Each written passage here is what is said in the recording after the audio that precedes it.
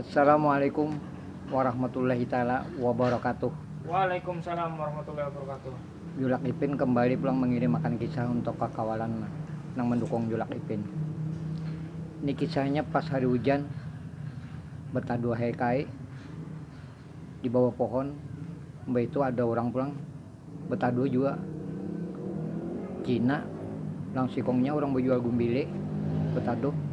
Sekalinya Cina tadi mengeluarkan ke kuaci, diluruk ke muntung, semuaan pada lawas. Keluar kulitnya aja ditiupnya. Ada paman Gumbili tadi melihat ini mengeluarkan kebisaan. Paman Gumbili mah ambil juga Gumbili, menatak-natak Gumbili, badi tatak-tataknya dikupasnya kulitnya, dikapitnya diketiak. Bangsa 2 menit dibukanya ketiak, orang jadi tapai. Mbak itu nang kai tadi, bahnya ini jar kain ini mengeluarkan ilmu ini, muyak kai tadi.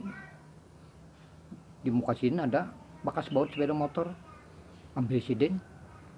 Mamah sidin bari sidin.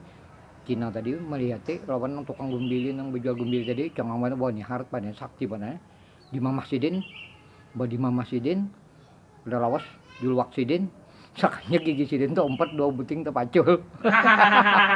Rupanya ilmu kair wah biasanya kada. Assalamualaikum warahmatullahi taala wabarakatuh.